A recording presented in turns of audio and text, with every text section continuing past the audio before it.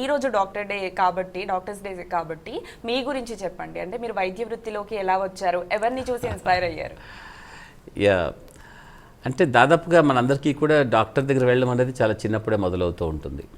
So బహుశా మన చుట్టూ ఉన్న నేపథ్యము, కుటుంబ నేపథ్యం, మా కుటుంబంలో ఎవరు డాక్టర్స్ ఎవరు లేరు, కానీ అక్కడ కుటుంబ నేపథ్యం ప్రకారం మేము స్కూల్స్కి వెళ్ళే మధ్యలో కొన్ని ఆసుపత్రులు ఉండడం, డాక్టర్ల క్లినిక్లు ఉండడం జరిగింది. సో మా అమ్మగారి కోసం అప్పుడప్పుడు తీసుకెళ్తున్నప్పుడు ఆ డాక్టర్తో మా అమ్మ ఎప్పుడూ కూడా పెద్దగా అయ్యాక మా బాబుని డాక్టర్ చేసేసి మీ క్లినిక్ ఎదురుగానే క్లినిక్ పెట్టిస్తాను అంటూ నవ్వుతూ చెప్పేది తనకి. తను చాలా ప్రోత్సహించినట్టుగా మాట్లాడేవారు ఆ డాక్టర్ కూడా, నల్గొండలో పట్టణంలో.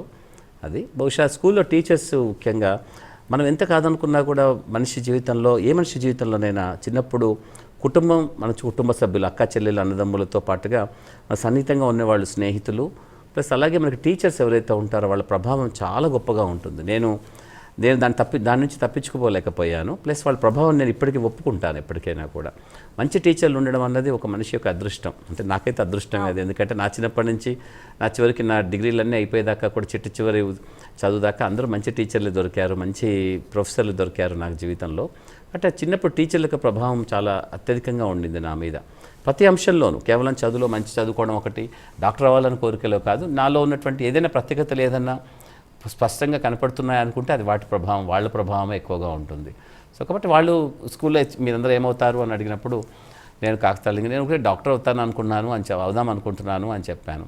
ఎందుకలా అనుకుంటున్నావు అని అడిగి, నేను నెక్స్ట్ ప్రశ్న అంటే నేను కాసేపు ఆలోచించి ఏమో నాకు తెలీదు, నా పేరుకి అది బాగుంటుంది అనిపించింది అని చెప్పాను. అంటే అది పెద్ద, అంటే ఆ కాలంలో మాకున్నటువంటి అంటే ఒక మెంటల్ మెచ్యూరిటీ బహుశా ఆధారంగా అంత ఏదో గొప్పగా చెప్పాలని ఇప్పటికీ నాకు బాగా తెలుసు. నేను ఒక నిమిషం ఆలోచించాను. యూజువల్గా నేను ఒక ప్రశ్న అడిగితే పెద్ద ఆలోచించను, వెంటనే సమాధానం మొదలు పెట్టేస్తాను. యాక్చువల్గా అది నాకు చిన్నప్పటి నుంచి ఉన్న అలవాటు, నా టీచర్లకి అది నచ్చేది కూడా. అంటే ప్రశ్న అయిపోగానే సమాధానం మొదలు పెట్టేస్తాను, నేను ఆపను. అలాంటిది ఈ ప్రశ్నకి నేను ఆగి కాసేపు ఆలోచించి ఒక గమ్మత్తైన సమాధానం చెప్పేస్తాను. ఇప్పటికీ నవ్వుకుంటూ ఉంటాను. బహుశా వాళ్ళందరూ నవ్వేశారు, అందరూ నవ్వారు. ఆ చెప్పిన వాళ్ళలో నేను ఒక్కడినే ఏదైతే ఉన్నానో నేను ఒక్కడినే అయ్యాను యాక్చువల్గా.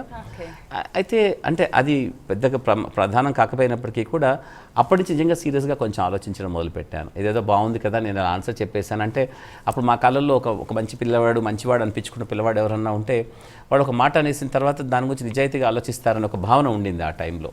ఈ కాలంలో ఇప్పుడు కొంచెం కష్టం, పైపైన చెప్పేస్తున్నారు, తర్వాత మర్చిపోతున్నారు. అలాంటిది కాదు. మేము ఒక మాటని పలానా చేయాలని టీచర్లు పెద్దవాళ్ళు చెప్తే నిజంగా చేయాలి, దాంట్లో నా ఔచిత్యాలు ఏంటని ఆలోచించేంత అవకాశం ఉండకపోయేది అప్పుడు. కానీ చేయాలంటే చేయాలి, అంత ఇది చెయ్యంటే చేయడమే. అలాగా ఆ భావన బలంగా నాటుకుపోయినట్టుగా అనిపించింది. తర్వాత ఇంటర్మీడియట్లో బయాలజీ తీసుకోవడం, మ్యాథ్స్ తీసుకోవడం అలా ఉంటుంది కదా. చాలామంది మ్యాథ్స్ బాగా వస్తుంది, తనకి మ్యాథ్స్లో టాపర్గా ఉంటాడు, మంచిగా ఉంటాడు, మీరు ఇంజనీరింగ్ చేయించండి అంటే మా మదర్ వద్దు క్లియర్గా చెప్పింది. నాకు ఇంకా వినపడుతోంది, వద్దు, మా పెద్దవాడు ఆల్రెడీ ఇంజనీర్, మా బాబు చిన్నపంచి వాడికి డాక్టర్ కావాలని మాకు కూడా అదే కోరికగా ఉంది, సో డాక్టర్ అయితేనే బాగుంటుందని చెప్తే నేను ఇంకా బయాలజీకి వచ్చి ఇంకా తదనంతరం ఇంకా అలా అయిపోయింది అన్నట్టు. సో ఒకరి ప్రోత్సాహం అని కాదు, కానీ ఎక్కడో చోట మన జీవితంలో కొన్ని సంఘటనలు చాలా కాకతాళీయంగా అయినా సరే వాటి ప్రభావం పెద్దగా ఉంటుంది. ఇలాంటి చిన్న అంశాలే అనిపిస్తాయి ఒక వ్యక్తి జీవితం. మన వ్యక్తి చూస్తే ఇంత చిన్న విషయమైనా, చిన్న సంఘటన అనిపిస్తుంది, కానీ వాటి ప్రభావం చూడండి ఎంత పెద్దగా ఉంటుందో ఒక మనిషి మీద.